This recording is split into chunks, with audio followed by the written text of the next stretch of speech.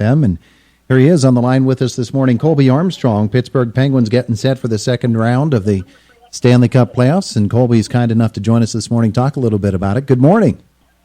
Hey, good morning. How's it going? Wonderful. It's good to have you on the air with us. So the obvious question, of course, first question has to be, do the Steelers go cornerback or linebacker in the draft?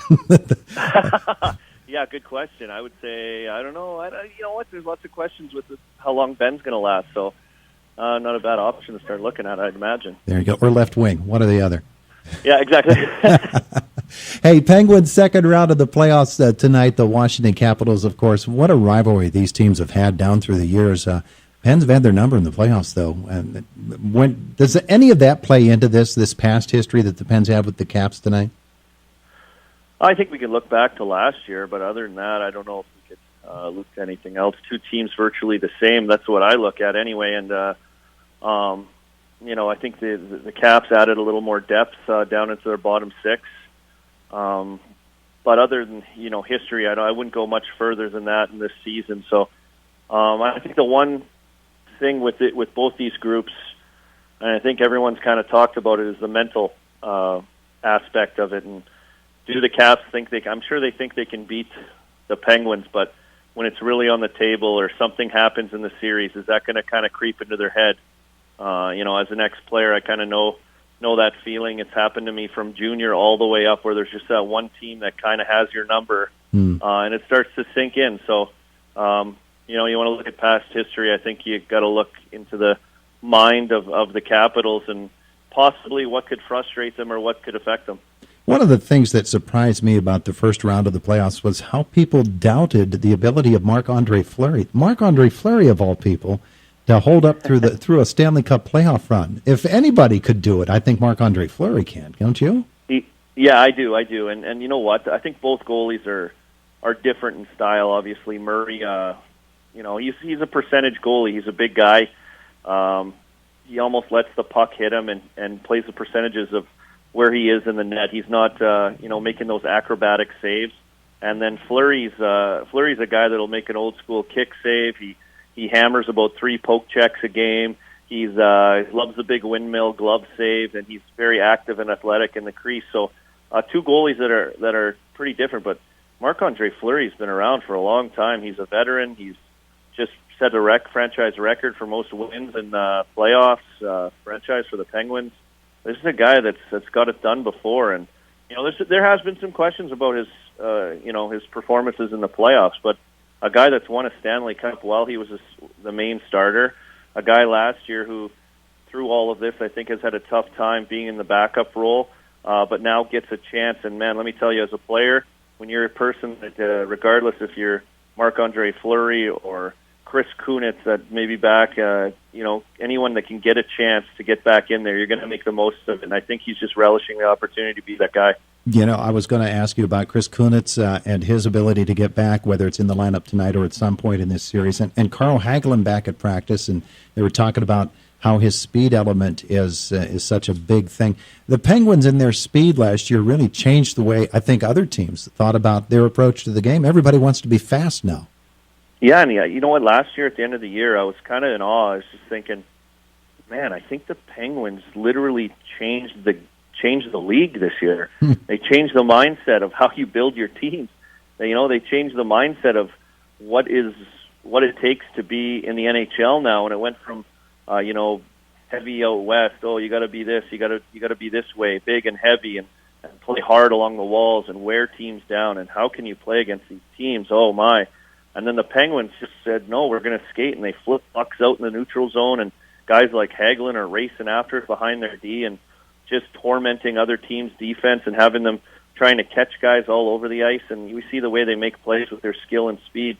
And the rest of the league is now trying to play catch-up to that model and that style of game. And, you know, hopefully Hagelin can be back soon. I mean, he's a guy that doesn't, you know, produce a ton of points, but his threat of his speed on the forecheck, his speed killing penalties, it's a nuisance for other teams to try to corral him and check him, and opens up lots of room and creates tons of plays for his line mates. So we'll see when he can get back. He looked okay in practice yesterday, but had a non-contact practice jersey on. Kunitz, yesterday had a regular line jersey on. He looked fairly good for being off for so long, and it's always tough when you have a lower body injury and you're unable to, probably push it as much as you'd like. And, I call it sitting on the couch, but a situation where you can get back on the ice and find your legs and find your timing as soon as possible. Another guy, not with as much speed as Hagelin, but a guy that causes some havoc.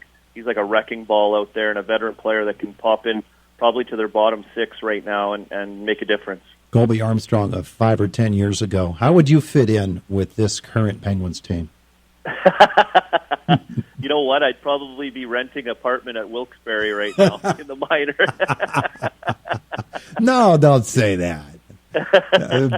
No, you know what? I used to have better speed back in the day and before some of my injuries and other things, but it seems like a fun team to be on. And, years ago, I think, if you look at the makeup and the core group of this team, and you talked about Fleury and Malkin and Crosby and Letang, and, I got to come up with all those guys, and when they were breaking in the league, that was, my first few years in the league, getting a call up from the minors. So it's exciting to see and watch them. Crosby 1,000 points this year. To see that, I was there for his first season, and Malkin also, what he's been able to do, 11 points right now in the playoffs, leads the NHL.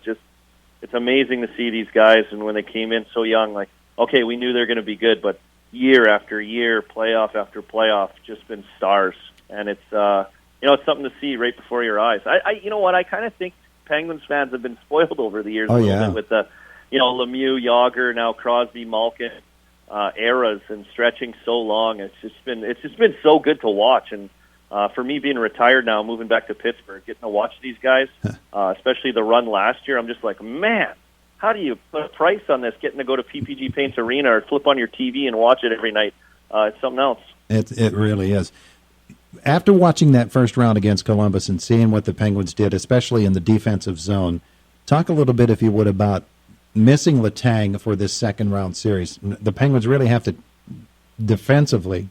He does so many things with the puck that it takes so much pressure off your defense. Now they really have to buckle down against this team. Yeah, absolutely. They absolutely do. And this is a team. And one thing I think, regardless of Letang, you look at the starts in the 5 games against Columbus, that's going to be 3-0 probably against a team like Washington, not only with their goal-scoring ability, but with their depth. They have 4 lines that can roll on you, and 4 lines in general can score. So, this is a situation where the Penguins have to be ready to go right from the start. And that's one thing I'll be watching. So, missing Letang is huge, and defense by committee, and they've got the guys to do it and the personnel to kind of spread it out, and they've done a good job of that. But I think their starts are one thing I'll be keeping an eye on in this series in particular, especially against the Capitals team. As the Penguins get into the second round, you get guys like Jake Guentzel that's never been in through this before. Talk about a young guy like that. Connor Sheary's been through it just last year, but Jake and some of the other guys that haven't had a whole lot of playoff experience. Playoffs get deeper. Does it get harder? Yeah, it was interesting at practice the other day, and Tom Kuhnackel was probably MVP of practice. He had it on a string. The boys were loving it. He was dangling through guys, making things happen after practice. See a guy like Guentzel and Rust and Kuhnackel horsing around along the boards, having fun. And I just think to myself, what would you be like in their situation as a young kid and going into the second round of the playoffs? And I think you'd be trying to stay as loose as possible, but just watching them, they look so loose and they look like they're having fun, and it's like second nature to them almost. Just watching them handle themselves, and not only on the ice and interviews and all the things these young kids are getting pushed upon them in this situation. So you think about it. Some of those guys came up right out of Wilkes-Barre, immediate impact in the NHL, and a few months later they're hoisting the Stanley Cup, and here they are again trying to do it again. And I see guys like Guentzel hanging out with some of those guys that were, Wilkes-Barre guys last year, and here he is this year on the first line in key situations and being a massive contributor to their team. So the pressure, that's one thing. I think some of these kids are used to having the pressure on them. They've been stars on every team they played on their whole lives and being those guys. But watching them handle it and watching them, how they conduct themselves on a day-to-day basis, it feels like they're just enjoying the moment, and it seems like they're just having fun. So, man, I love watching Gensel. The chemistry between him and Gensel and Crosby right now, and we've seen Sheary fall off that line after the first round. He looked a little bit tentative and second-guessing, I'd say thinking a little too much. He's a great player. But that chemistry between Gensel and Crosby right now, for a young player to come in and not only do what he's doing, but do it with the pressure of playing with the best player in the world, he's handled it remarkably. I was in the locker room a couple of weeks ago looking at Gensel. He looks like he's 12 years old. I know. Isn't it nuts? It is. It's craziness. And it's like he's tiny and he doesn't shave yet. None of those things. Hey, Colby, do you get really itchy to play about this time of the year every year? Yeah, I've been thinking that the last few days. I was watching playoff games last night, and obviously through the first round, and usually right now since I've been retired, I've kind of been like, no big deal. Like, it's good to watch, and oh man, it looks like a grind like during the year. But right now in the playoffs, I kind of was like, man, I kind of wish I could have that feeling right now, playing, no holds bars, everything, every game, playoff hockey right now. It's just a feeling that doesn't compare to anything you can do. I don't know. It's just in at any other job. I think it's just competing out on the ice like a 12-year-old kid and competing for the Stanley Cup. It's like I just think it makes you feel like you're 12 years old again. It makes you feel like Jake Gensel looks. So it's something I wish I could do. I do get a little itchy sitting up in the press box watching right now and wishing I could feel what they're feeling. Hey, Colby Armstrong has been with us here this morning in Indiana in the Morning. I want to thank you so much. Penguins in how many games, Colby? Penguins, yeah. If I had to guess, if I was going to guess the Penguins, I would guess 6 games. 6 games. How many of them are overtime? Yeah. 6. I'm kind of nervous about this series a little bit, to be honest with you. This is I last year at this time, I was thinking, last year at this time, I was like, I was saying under my breath, like, oh man, the Penguins are going to win the Cup. Like I was telling people I knew, like, hey, Penguins are going to win the Cup this year. You just had a feeling, you could tell.